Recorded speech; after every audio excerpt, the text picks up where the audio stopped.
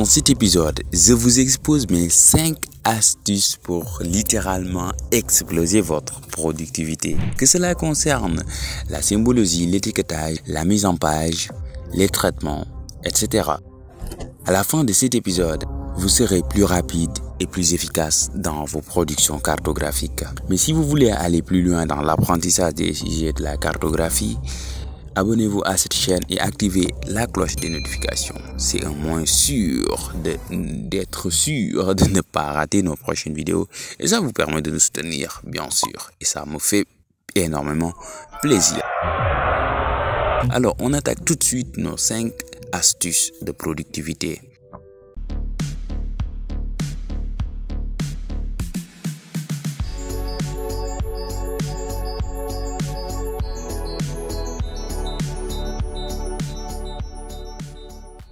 Astuce numéro 1, enregistrer le projet. Et oui, ça paraît évident, mais là où je veux en venir est que si voyons un projet où vous avez fait une belle mise en page, même si elle n'est pas belle à votre niveau, et que vous avez fait beaucoup de choses, disons, voilà, différentes mises en page. Et la raison pour laquelle j'insiste là-dessus est que QGIS peut planter comme n'importe quelle application logicielle. Et si ça arrive, vous êtes obligé de reprendre depuis votre dernière sauvegarde et ça peut devenir vraiment chiant. Maintenant, pour enregistrer, vous pouvez appuyer juste sur l'icône d'enregistrement ici. Vous allez au niveau du menu projet, puis enregistrer sous ou bien enregistrer tout court. Astuce numéro 2, utilisez le panneau de style. Comme l'indique son nom, il permet de styliser une couche, par exemple celle-là qu'on sélectionne et on utilise cet outil. Donc il ouvre le panneau de style.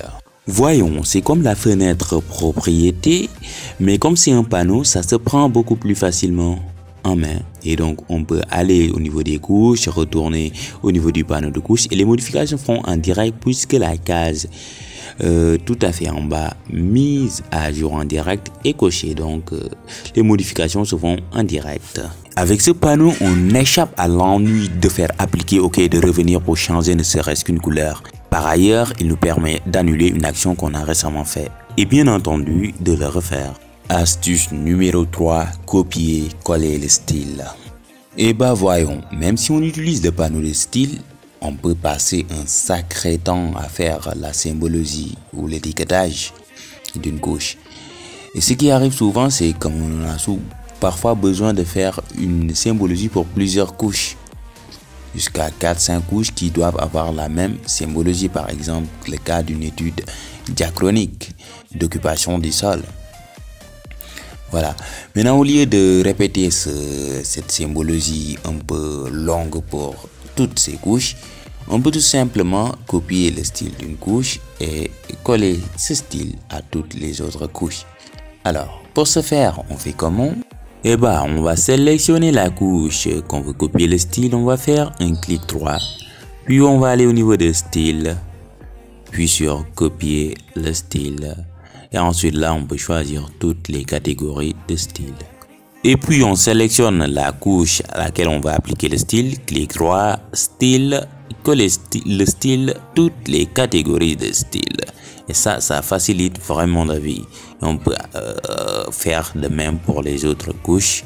Voilà, et là si on veut, on va faire un contrôle et sélectionner ces couches. Et de ce fait, on va faire juste coller le style et ça va s'appliquer automatiquement. Tada! Astuce numéro 4, enregistrer un style. Alors pour cela, je fais un clic droit sur la couche, puis propriété. Et dans la fenêtre propriété, je vais au niveau de symbologie pour enregistrer ce symbole-là. Donc je vais aller au niveau de style tout à fait en bas, puis sur enregistrer le style, c'est évident. Et donc je vais enregistrer cette symbologie, par exemple, dans mon explorateur de fichiers, donc ce parcours. Et voyons, j'avais un dossier nommé style QGIS où j'ai enregistré certains styles qui m'aident vraiment. Par exemple, le style réseau hydro, ça me permet d'utiliser, ça m'aide carrément quand même. Et moi, je nomme mon style par exemple Oxol, mangrove, eau. Voilà, et je vais enregistrer.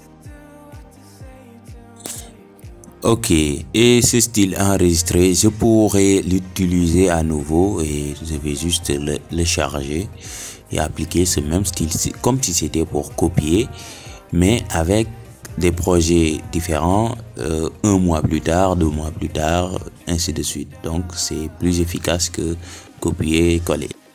Astuce numéro 5, le traitement par l'eau. Je vais partir d'un exemple simple, par exemple une carte de localisation. J'aurai besoin de couper les localités, le réseau hydrographique, les routes par exemple un département ou une commune.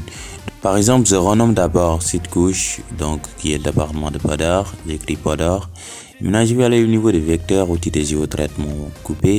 Donc la fenêtre principale me permet par exemple de couper une couche source, par exemple les localités par Podor, mais j'ai besoin de couper beaucoup de choses et j'évite la répétition, donc je peux tout simplement aller au niveau de exécuter comme processus de l'eau tout à fait en bas, tac, et voilà, une fenêtre un peu bizarre s'ouvre. Donc qu'est-ce qu'on va ici, donc qu'on a la possibilité d'ajouter différentes lignes, par exemple plus, voilà.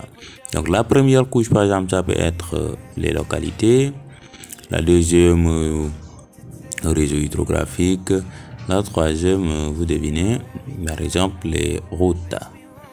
Tada, voilà. Donc qu'est-ce que je vais faire? Je vais tout simplement renseigner la couche de superposition. Donc automatiquement Podor a été choisi, donc c'est bon. Mais donc je pouvais tout simplement choisir une couche que je veux. Donc mais je veux Podor et je pouvais faire remplir donc par la première ligne. C'est bon. Maintenant il suffit d'enregistrer vers un fichier. Donc tada, je pars comme un fichier. Donc je vais dans le dossier qui me convient et j'écris par exemple extract Podor.